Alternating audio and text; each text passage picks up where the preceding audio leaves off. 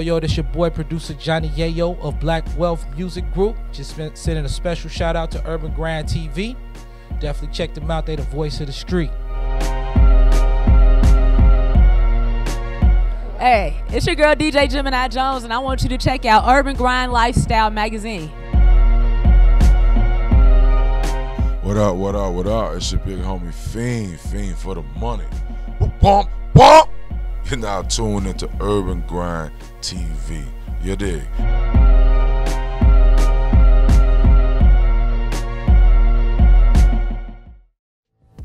Cryptid City, where we bring you the news from spaceships, Bigfoot, alternative views with great guest fact checks, anything we can do to give you insight. Paranormal is true. Cryptid City.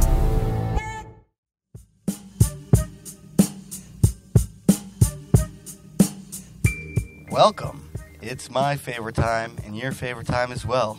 It's time for Cryptid City, the show where we talk about the paranormal, the supernatural, the out there, in there, and everything in between. We got a show today to talk about today.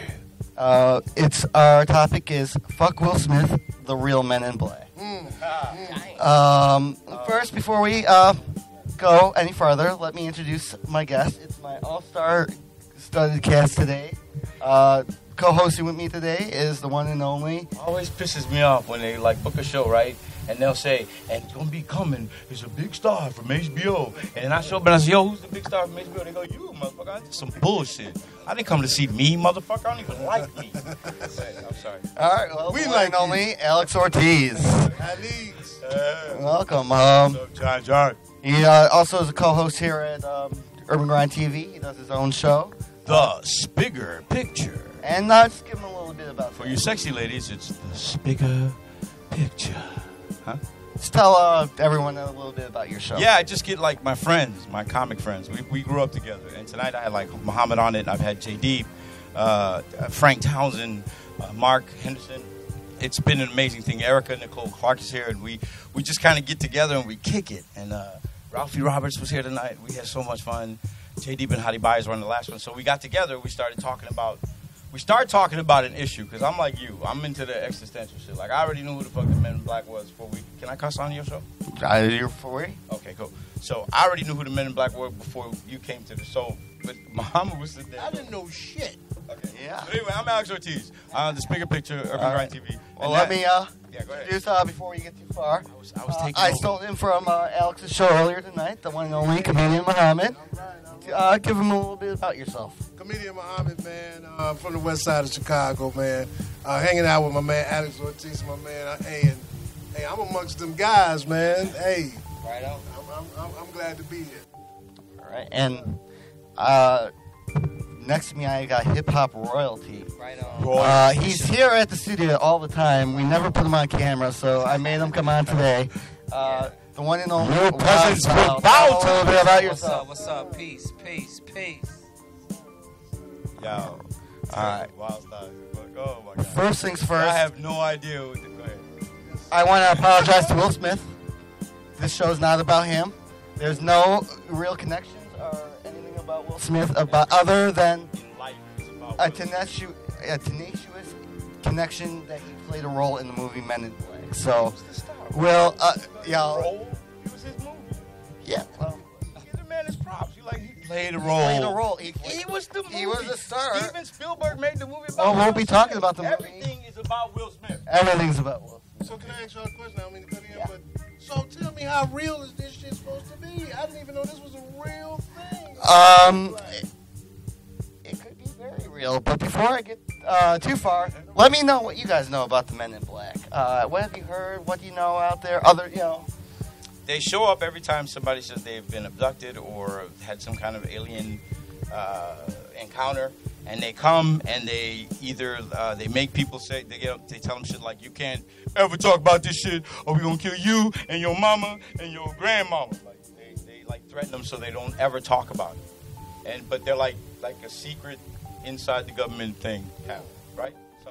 Something like that. Anybody else anything to add to that? Just skip that, mother. He didn't know. I don't know shit about that. But you saw the movie. I didn't even see the movie. Oh. No, I seen the commercial. So I didn't know it was real. Though. I didn't know it was really a Men in Black. Somebody take his mic. He didn't see the fucking movie. When something like that happened, I didn't know that they. I heard about that, but I didn't know the movie was catered to that. I didn't know it was really some real shit. All right. All right. So first things first, the movies. Everyone, well, You know what the Men in Black were? No, not really. No? No. into the mic. Check 1, 2. The people are living under the rock. Well, first things first is the movie Men in Black, released in 1997, starring Will Smith and Tommy Lee Jones. It was a massive hit, which grossed $589.3 million from a $90 million budget. My last commercial. It was based off like a 3-issue independent comic from Lowell Cunningham and Sandy Carruthers, and it was published by Arcell Comics in 1990.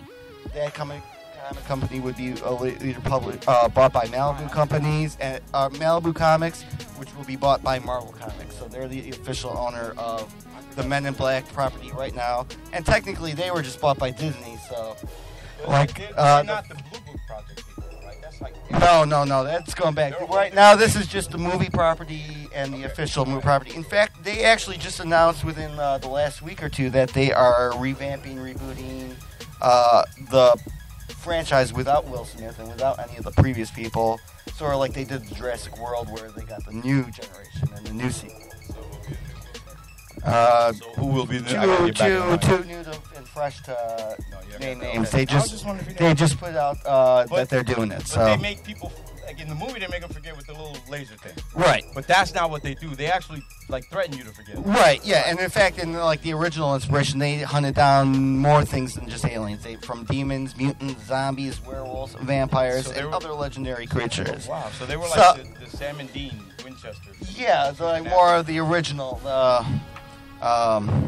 And they know Flash. They some brought monsters. death, destruction. They employed murder in their thing. So so the Men in Black, they actually looking for people that have seen things. Right now, I'm still talking about just the comic and the movie, or the movie and the comic that is based off. I was talking about the real Men. Now I'm talking about the real Men in Black. All right. Again, like I said, they're most commonly dressed in black suits. They got black fedoras and either are Hamburg-style hats. They're usually dressed in, like I said, in a black suit or a fedora, a black necktie, and like a crisp, bright white shirt. They're seen traveling in groups of 2 or 3. So they never go to the White Sale at Penny's. For their shirts. Street scene driving in 1950s style kind of Cadillacs, are in the UK more of a 1960s style Jaguar. Still driving the 50s Cadillacs? In fact, the cars themselves are said to look weirdly brand new, even in the out of place brand new. But they're still like 57. But they're still like the 57 Cadillacs, and yeah. And it's said they may have the ability to disappear in the thin air, like to turn around the corner and just be gone within a moment or two. The faces are usually typically odd looking or featureless. My money does that. It just goes around the corner and then it's gone. Right? Yeah. I knew a few women like that. Those were the days. See, now you're feeling yourself. The skin tones were rather either described as either pale or like dark tone, and their behavior is considered odd and mechanical. So wait, are you a Man in Black? It may be possible. All right. The first reported sighting of Men in Black was by Harold Bell. He was What year was that? in June 21st, 1947. 3 days before Kenneth Arnold, who I'll be talking about in a moment, his famous sighting where he claimed the flying saucer, and 13 days before the Roswell incident, he witnessed a UFO event flying over his ship between the... Is there going to be a test after the show? No. The Tacoma and Maury Islands in Washington. He saw 6 ships, and apparently one of these ships were having an issue and had some sort of crash. No, this is 13 days before Roswell. This is in Washington. 13 days? 13 days before Roswell. A lot of things happened in 1947 in this month. Yeah, 19... Before, so there was another Yes. UFO crash. Yes, another.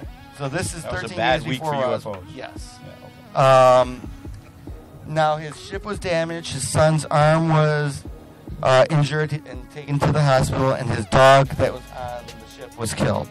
I don't know why he had a dog in the ship. It's the 40s. I guess it's a thing. So upon returning to the harbor, Harold Dahl reports this thing to his superior officer named of... You got that nigga's name? Yeah, I do. His superior officer? Holy shit. Because he went out the next day to investigate the site and found the wreckage, and it was Fred L. Chisman is the man who went out the next day, and he actually collaborated that he saw the wreckage to. And he was what? That he saw. The captain, corner, what? See, that's what happens next. Is that Harold Dahl is approached by a mysteriously man. Getting ahead of yourself.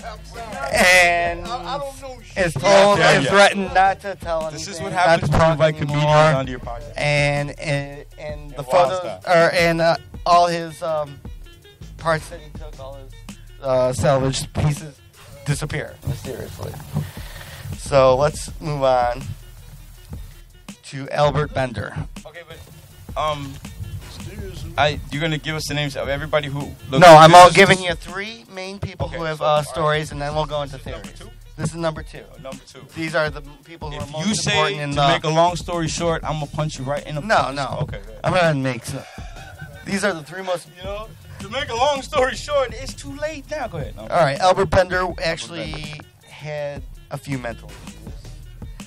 He was a man who had extreme substance compulsive disorder and collected a lot of paranormal and occult sort of things.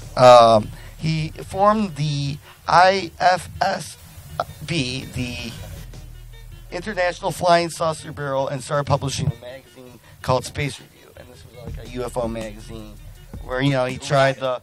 Just like for the general subscriber, public? It was probably a very small, limited subscriber base who was into the circle. Yeah. After 2 or 3 years, in 1953, he immediately ceases publication of the Space Review and warns his readers to be careful for anyone saucer workers at the time or anyone doing saucer work. He did an interview with a man named Gary Baker, who he gave accounts of with Men in Black. And Gary Baker actually wrote a book and published a book. Now I found 2 different titles for this book. I'm not sure which one is the exact one because I found it's either the man who knew too much about flying saucers or they knew too much about flying saucers. I found it references both. And in 1956, he published a book about Albert Bender's experience with Men in Black and about the flying saucers. Albert Bender's the first guy. Yeah, the guy who ceased publication about his thing. Now, he made some money on that, of course, and tried to do a follow-up. Now, apparently, in that time, he lost faith in what Albert Bender was saying. So his second book may have taken a lot more artistic liberties, and he may have tried to make sense of a fractured storyline that Albert Bender was telling about being abducted and brought to Antarctica with other famous abductees. Fractured storyline. Why is it fractured? I'm not going to go too much into details, but a lot of the timelines and a lot of his ideas start making not enough sense, start making too much. If I went to every detail, we'd be here all day. So, either way, the writer started getting off. And you scolding me? I like you, dog. You scolding me. And the second book was Flying Saucers, 3 Men, and that was also about the... when did the comic book come out? Comic book came out in 1990. 1990. And the movie came out in... 1997. So the comic book came out it came out and blew the fuck up. Yeah, and it's not even a comedy. It's more of a series, Right. No, like a graphic novel. Right. I collect comics. So it just came out and it blew the hell up. Right. Like Teenage Mutant Ninja Turtles did. It just came out everywhere. I wouldn't say that. It had a few sales. It was, like I said, it was bought by a company which was eventually bought by Marvel. They never really published it too much. I'm a huge comic person. I've never really even seen like the Men in Black comics or anything, because they were small, independent sort of thing. They did have like a graphic novel, but If you got one, it's worth money. most likely, yeah. So I know maybe around the movie they did a couple one shots, but it's never tied in like with Spider-Man. They're not going to be part of the Iron Man universe or anything like that. Now the third person I'd like to talk about in Men in Black lore is John Keel, and he's the author of the Mothman prophecies. Okay, you saw that movie. That's actually written about a time in 1967 in Point Pleasant, West Virginia. My bad. About a 6 foot, 7 foot tall creature that was flying humanoid and was seen for about a year. Now this is an extremely weird case, and I promise one day to do a full episode. There's a great book out there, a great film and great book called The Mothman Prophecies, which is actually a journalistic chronicle of this time. I used to own it here, but one of our former hosts actually borrowed it and never brought it back. So if you know Jizzo out there, tell him, yo, bring John's book back, please. So, Jizzo, you fucking up, dog. Well, at that time, there were multiple Men in Black and UFO sightings also in the area. He recorded in West Virginia in 1967. The whole time crescendoed at a point where the Silver Bridge collapsed, and at this point was one of the biggest natural disasters in U.S. history. About, I believe, 50 people lost their lives that day. And after that, there was no more sightings or anything. But during that time, there was a journalist who was writing, and John Keel documented this, for the local newspaper named Mary Hyde. And she was also documenting the Mothman and the Men in Black. Yeah. The Mothman, it's worth picking up the movie Mothman. Or the book, really. The movie's okay, but the book is great. We don't read. We're comedians. Why you keep saying it's book? It's an easy read. So. What's a book? Eat it? I'm sure there's the animated version Dip somewhere. it in my coffee with some butter? Anyway, she's a journalist, and like these two identical twin Men in Black come into her office one day and start asking questions in like a high-pitched tone, start squealing and laughing, like and just talking in ways like you and I are associated with. Apparently, she had a ballpoint pen, and they were very enamored by it. And it wasn't until she offered and gave the ballpoint pen to the Men in Black that they ran out the office and apparently disappeared. Like she went out to like watch. She got to the door. I don't know what, but that's like that's what I was doing. See, I'm an animated person. And there is one more person I do want to speak about really quick, and that's Dan Aykroyd, Blues Brothers and Men in Black Flame. See, him we know. Yeah, he actually had an experience with the Men in Black when he was filming a show for Sci-Fi Network about paranormal and UFOs. He was doing interviews or whatever, and he was out on the street to make a cell phone reception in New York. We actually had a phone call with Britney Spears to do a cameo for Saturday Night Live at the time. So he's out on the street and he sees a black Cadillac and these two guys and the traditional Men in Black just kind of stare at him, and the third guy from the back seat also kind of giving him the evil eye. He said he turns away for a second, and by the time he turns back, they're gone. There's no way for them to turn, drive down the street. You know, he would have seen the car moving at that point. They were just disappeared. They had like a Romulan cloaking shield. Yeah, or maybe they were just really big Blues Brothers fans. But later on that day, he got, like within hours, a call from the Sci-Fi Network, cease and desist work on his network, stop production immediately, and his show was canceled. So he always believed that was the connected tissue between the Men in Black and his sci-fi show. So now we've talked about a little bit about the Men in Black and where they come from. Let's talk about a little bit about the theories, and this is a little more the interactive part. Our first theory is the Men in Black are hallucinations, simply created by the mind of the mentally ill and just part of paranoid fantasy. Now, what do you guys think about that? I ain't never met a Man in Black, so I mean, it could be. I just ain't never met one, so I can't really say I didn't see Bigfoot either. I mean, I've never seen a transvestite. Yeah. And I'm sticking to that story. So I don't know if they exist until I see one. Sure. Any other comment? I'm just saying, I gotta see it. And I've never seen a Man in Black, so I can't make that call. I mean, you think they exist? You know what? I think it may be something out here like that, because I think we have so many planets out here. You know what I mean? So it may be life, or it might be some other shit going on. I haven't seen the shit. I may not want to see no shit like that, but it may be, because I'm like, you got all these planets, you got all these suns.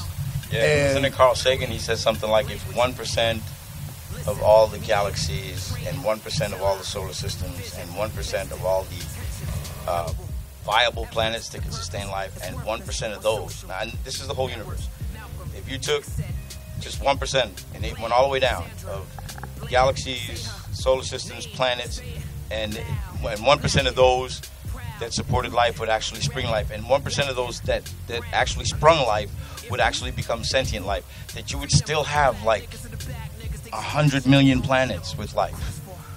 Carl Sagan said that. I didn't say that. Yeah, that's not me. I just want to say this right quick. I know there's life underwater that we don't really know about. You know what I mean? So it's different. Most worlds. of our underwater hasn't even been explored. That's what I'm saying. So I know it's different worlds that we don't even know about. Now, I ain't seen no motherfucking no black shit like that, but it's so much shit that we don't know about, man. It may be. All right. I think it's. You think that they exist? Well, they just came up with the idea probably off something that, that could be, Maybe they ain't put it out there like that with the movie Men in Black, but if there's another source where, that movie got it from, But in the movie, the Men in Black were working with the aliens.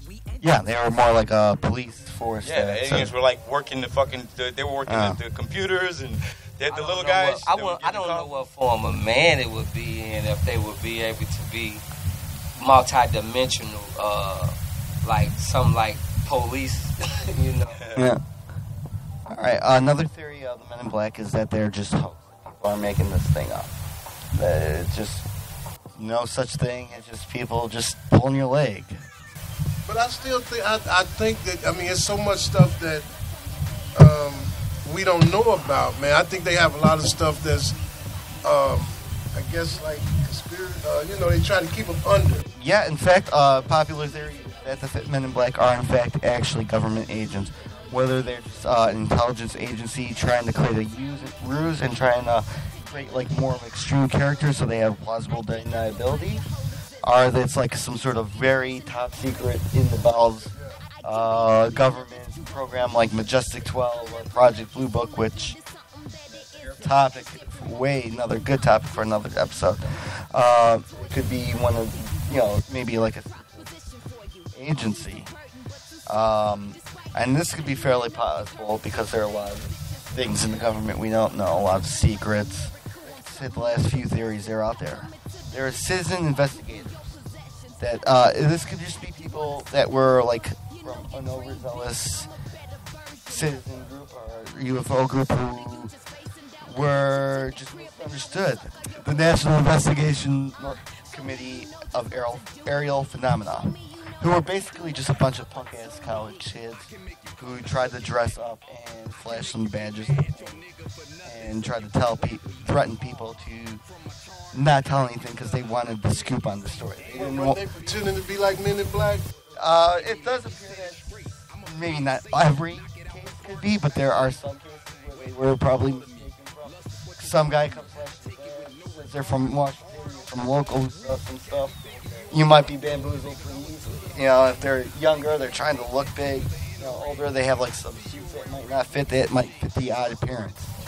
So, that could be a very plausible explanation. Other things could be simple misunderstandings. There was a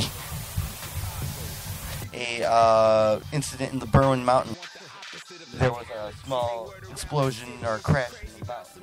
People were sent out to investigate, and this is up in northern Wales where the rumor mill goes very easily. So, of course, people start talking, and they see some strangers at the end, and they keep talking about the people they saw, and that becomes the Men in Black.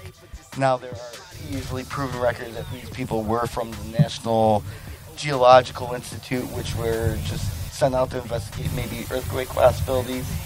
And it's actually been proven that this incident was just a small meteor crash. But just because of folklore and legend in the community, the way it went down, it was Men in Black and aliens that landed. And to this day, that story is still told through the community. So now is the time. I would like to hear some of your theories, what you guys think. What are the Men in Black? I don't think even after all that we got any closer to knowing. I don't know. I mean, it's a legend. Is it like a secret society of? No, it's their government agency. That's what you could believe. It could be. Secret society. There's more theories than this. There was one thing I read about the Black Lodge that goes way back. There's theories that they're demons, are part of the occult, which might be a little far-fetched for me. That they, in fact, are aliens themselves, which I would count more than demons or occult, or aliens, policing aliens. Is there a way you can tell alien? Are they coming in our form as humans? And you can say, okay, that's an alien, but he looks like us. That is something I don't know. What do you tell? You tell me what you believe about that. My thing, I wouldn't say it like an alien. My thing would be more on the spiritual thing. Okay. It would be more like you've got demons out here looking like humans. Okay. Or angels looking Yeah. like, you know what I mean? That's more. That is a very popular theory. The alien thing, I don't have enough education about it, except what's on TV and stuff like that. It's kind of weird to me to accept because I ain't never seen no shit like that. Right. So it's like it's hard to be like, but I don't want to be like, no, ain't no shit like that. Ain't no. What percentage of black people have seen like UFOs? I'm just wondering. It's a good question for Google. That is a good question for Google. We always see aliens, man. Yeah, they're usually us. Right. The ones that we just swam here, Vato. Everything's cool. Everything's cool. It's okay. It's okay, Papi. Everything's okay. Wow, what do you believe the Men in Black are? Well, I don't know if they're real, but I could see something like that could be true, because if it's a such thing as aliens and whatever your mind could conceive, so if they putting it down, they had to either imagine it or maybe putting out subliminal messages that there are polices of people that's alien, probably not in a physical form, but you know what I'm saying, or in this dimension, but they might be, you know what I'm saying, speaking on a metaphysical level or something, you know what I'm saying. So I could see a concept like that, some Men in Black, but maybe it may be something metaphoric about it that you got to look deeper into and get the understanding of it. That's what I think, but I don't know about the Men in Black. What's your theory? I wear black every day. Let me ask you your theory first, Alex. I've heard about it forever, so I don't know. I mean, there's so many alien stories and so many conspiracy societies and shit that I've been watching since I was old enough to fucking read a book and turn on the History Channel. When that came on, I was done. So, I mean, I've heard about Men in Black for forever. So I already knew kind of the gist of what it was. I didn't know all the info, but I knew that they've been talking about them for years, and that Men in Black were like, they showed up every time there was a UFO. And, whether they're aliens or anything like that, I mean, who knows? I mean, I don't even know if you're an alien. You know what I'm saying? It's time to cut the commercial. I've been getting the flag for quite a while now. When we come back, we're going to speak and break into my favorite part of the show. What do you believe? Where I'm going to talk about, introduce a few topics, and you get to tell me what you believe about it. So this is more coming up. I'm your host, John Daniel, and this is Cryptid City.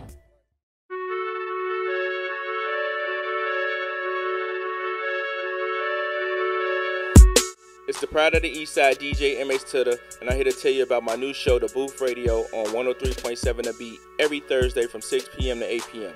Go to the website or download the 103.7 The Beat mobile app to check us out. We Urban Grinding.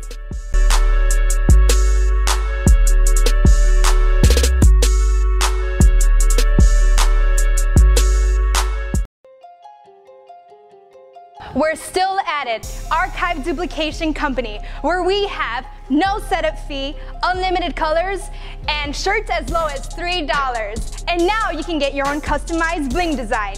Visit our website today at www.archivedupe.com or call us at 708-223-4167. Get burned.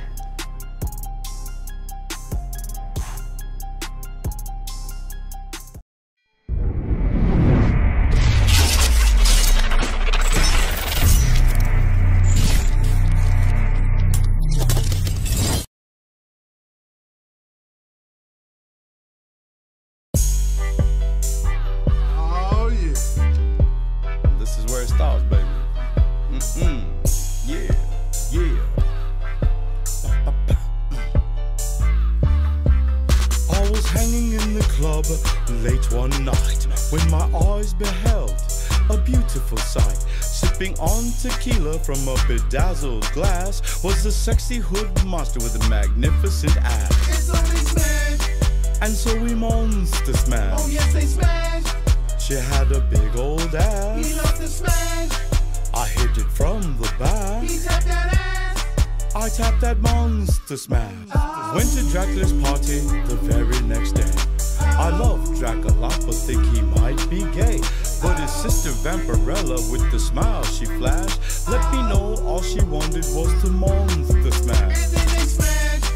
And then we monster Hit smashed. it from the back.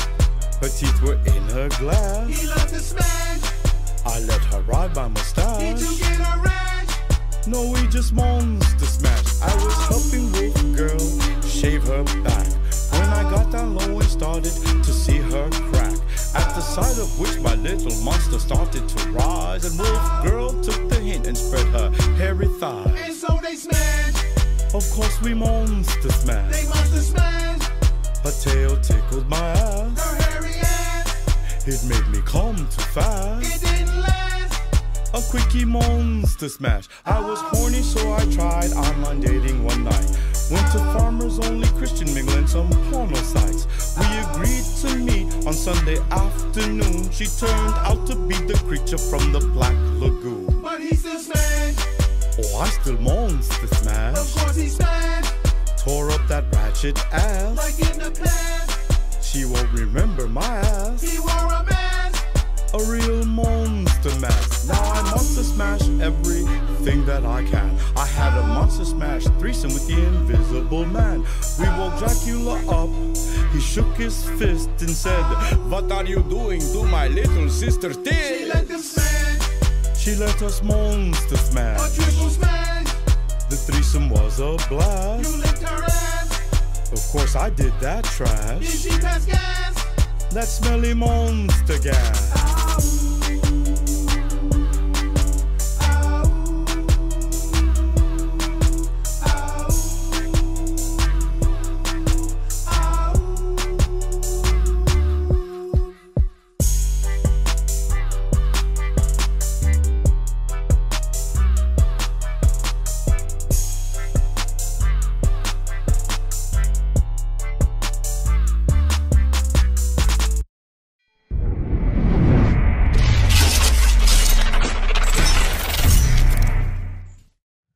Welcome back to Cryptid City. Once again, I'm your host, John Daniel. We're here at Smoky Studios, and we're here talking about my favorite part of the show.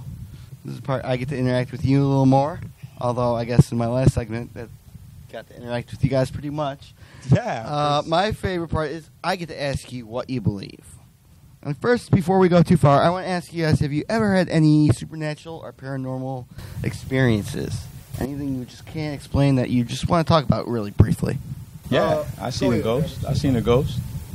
I'm not gonna say I've seen a ghost.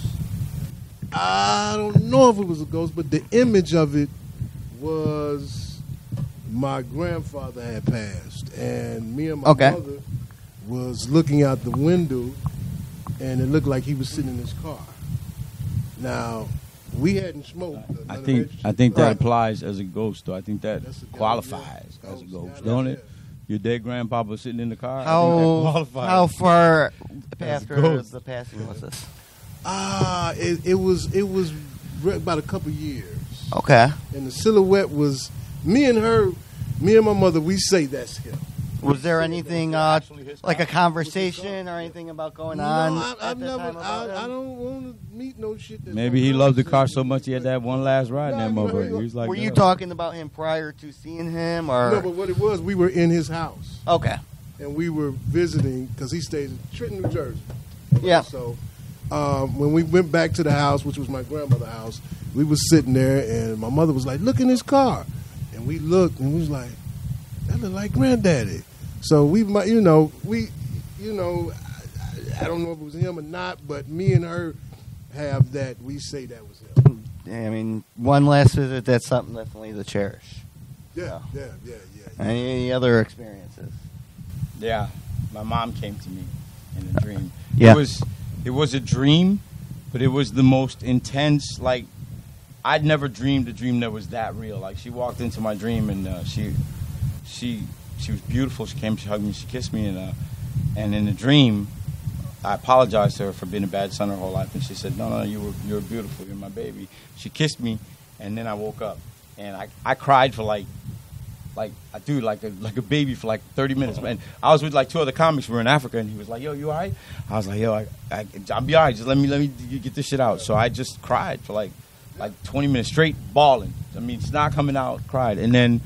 That day, we were going to a cheetah reserve in Africa, and I forgot my mom's favorite animal was a cheetah.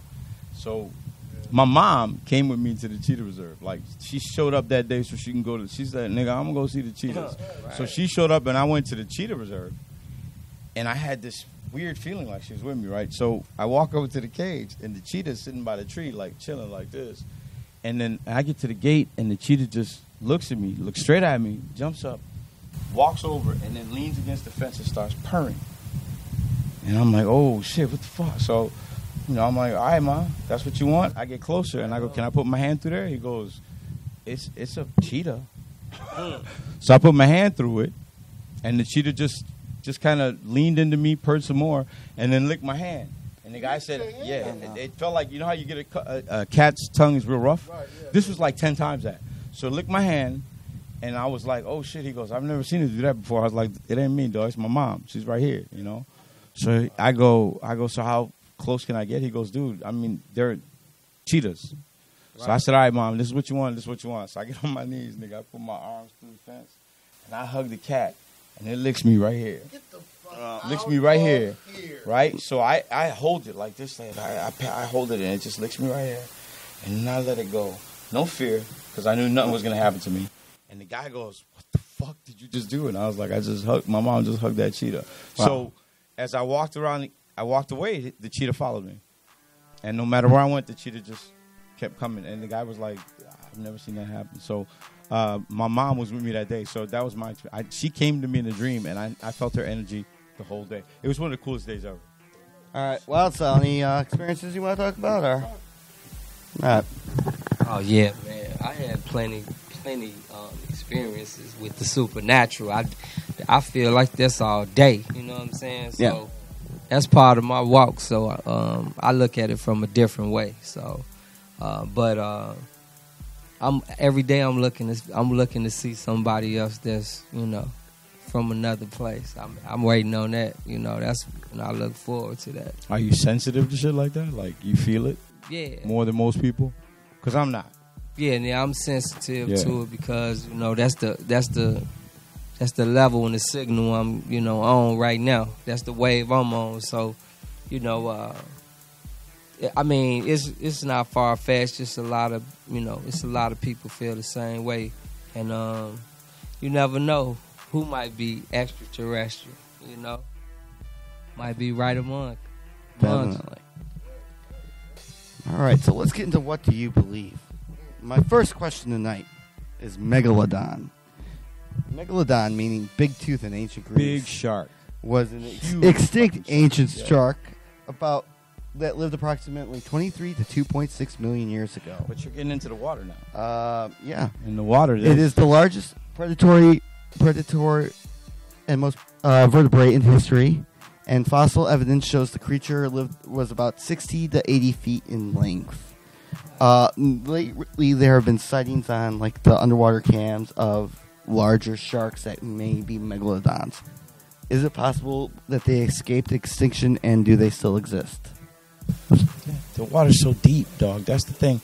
Is we haven't gone in and checked out the bottom of the oceans at any point. The oceans are so big that you could hide cities and mountains, and there are ravines and the volcano all underwater because there's so much room. So a megalodon, did it survive? Fuck yeah, it's still way down there.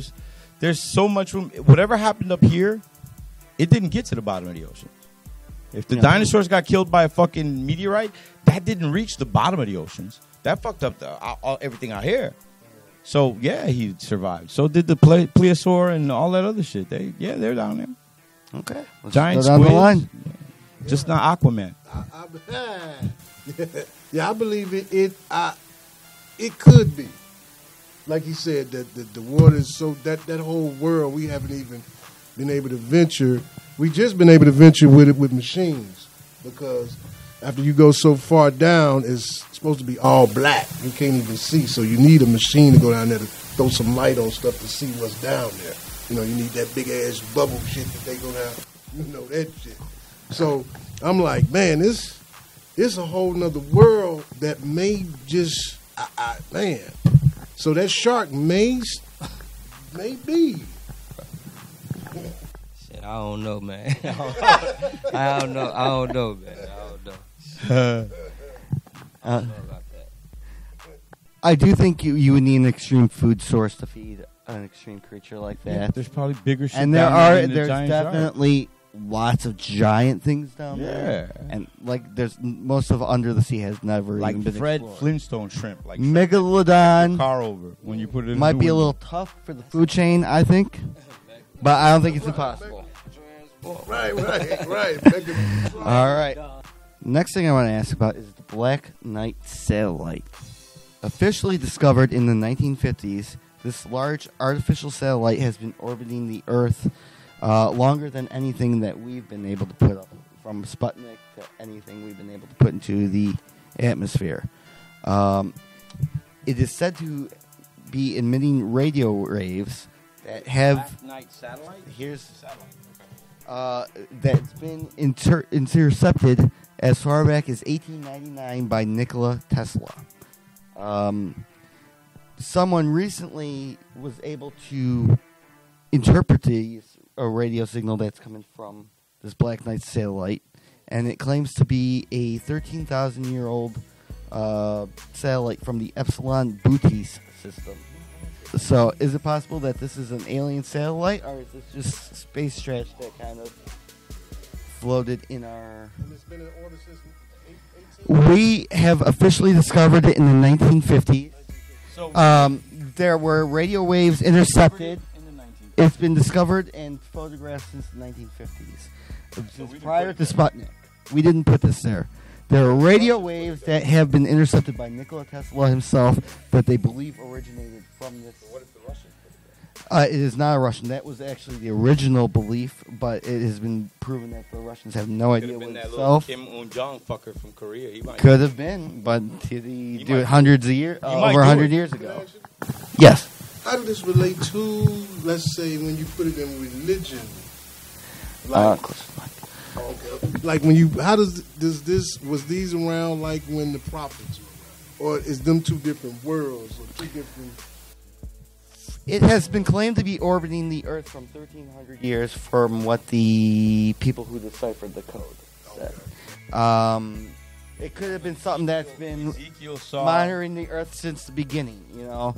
This could be something that has been misrepresented and misinterpreted as like an angel or something or some sort of something gliding across the sky. In the Bible, though, Ezekiel got picked up by a golden fiery chariot and taken up to heaven and met with God. So, I mean, this stuff has actually been talked about for There are a lot of generations. connections from multiple different religions and a lot of theories that connect aliens and alternate life forms, from alien abduction to sightings of angels that could have just been UFOs like thousands of years ago.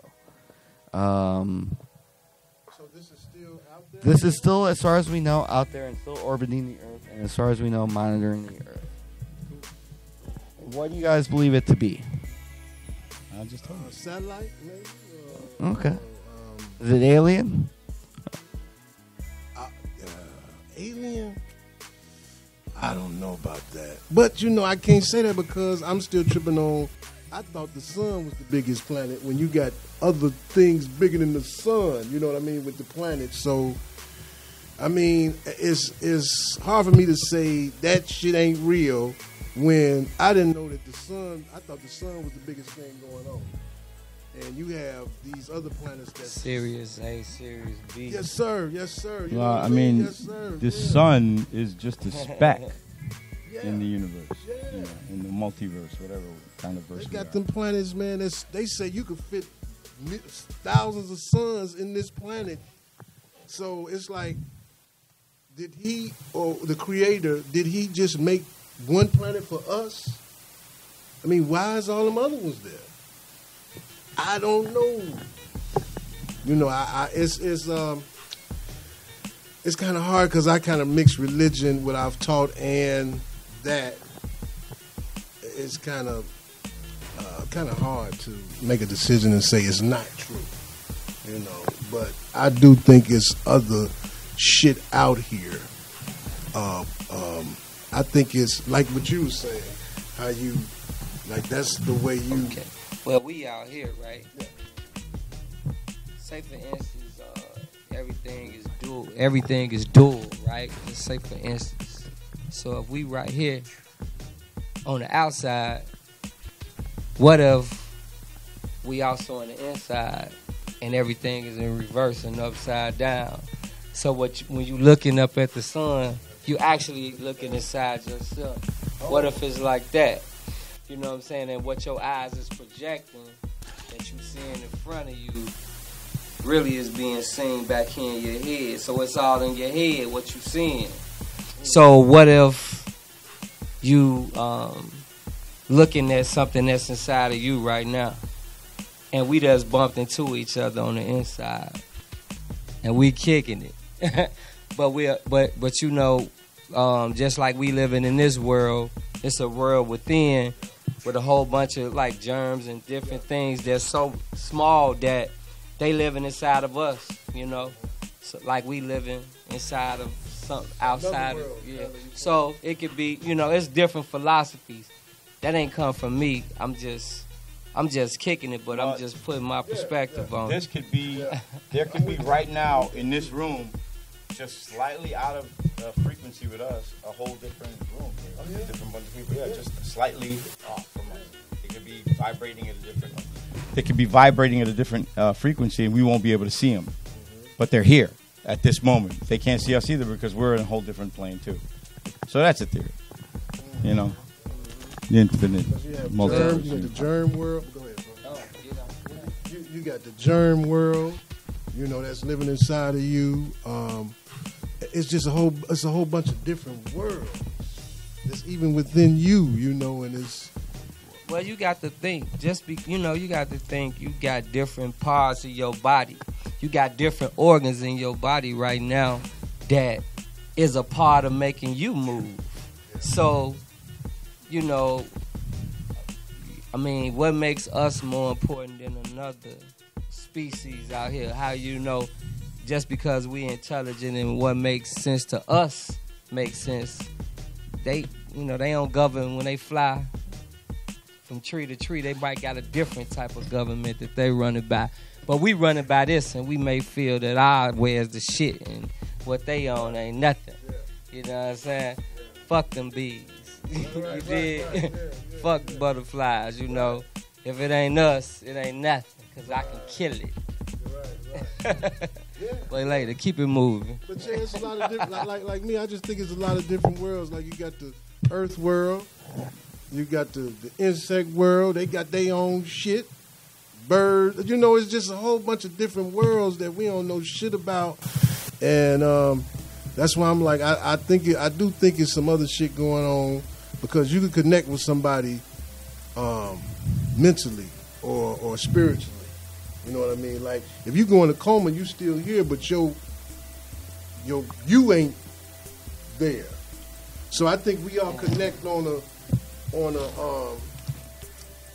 trying to say, when it's how can I say, like, when you go to, I think, me personally, I think this is not no tomorrow. I think this is just one whole thing, because even if I'm asleep, you woke, and life is still going on. And I mean, there is a tomorrow, but I'm just saying, I think it's just one whole. That's just my own crazy thinking and shit, that everything is just one whole thing. It is. You still here. You know, you don't leave here and pause when the night comes, and then when the day comes, you back. It never stops. You right. Oh, my bad. Maybe one of them mics pick me up, but go to the next question. All right. The Ouija board, originally developed in 1890 by businessman Elijah Bond, is it as a simple parlor trick. It was during World War I that the boards became a tool for spiritualists to communicate. Don't fuck with Ouija boards. With the other side. We don't fuck with, look, you ain't Are they never seen real? a black person or a Latin person ever pick up a fucking Ouija board and say anything. We don't fuck with Ouija. Look. Why not? Because you don't fuck with Ouija boards. But that's not. But see, look, you know what the fucked up thing is? That you're the one that pulls out the Ouija board, and then all of the black people and Latins all die because you wanted to fuck with the Ouija board. When I'm telling you, we don't fuck with Ouija boards. Okay. I don't.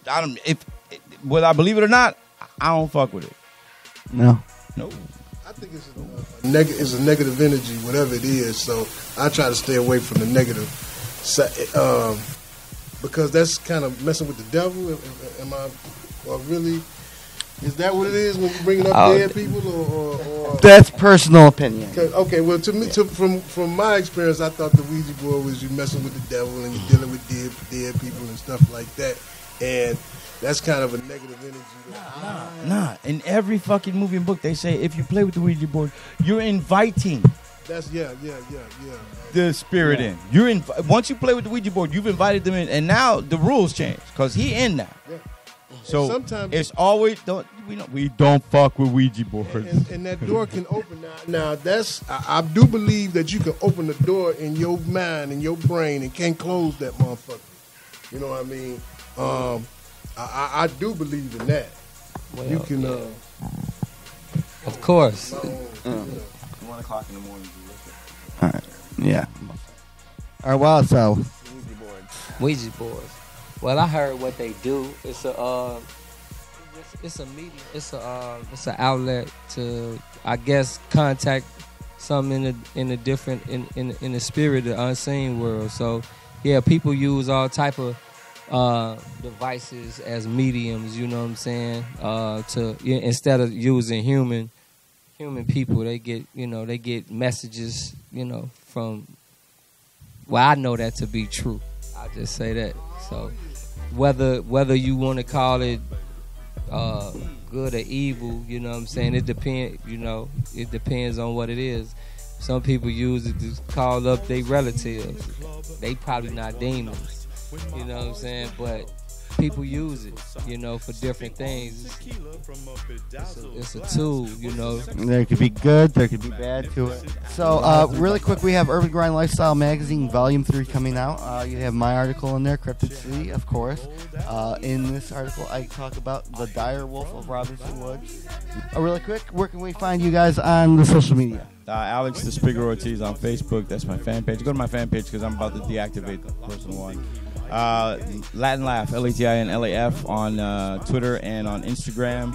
And of course, you're going to find me here on Urban Grind TV, where I am all the time. Chicago. That's how we do it. Yo, baby. Good. All right, just down the line.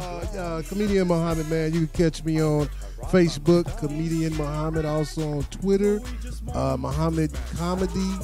And you can catch me on YouTube. Lil Mo and Lil Bro is a little cartoon I do, man. And hey, man, I'm glad to be here to hang out with, these guys, man. It was fun. It was a good time. Wild Style, yo. Yo. It's your boy Wild Style again. As y'all can see, the light went out. We talking about paranormal stuff, you know what I'm saying? They was just giving y'all the, the heads up that you, it's for real. For those that don't believe, who minds can't conceive. The ghost was like, shit getting too deep in this motherfucker.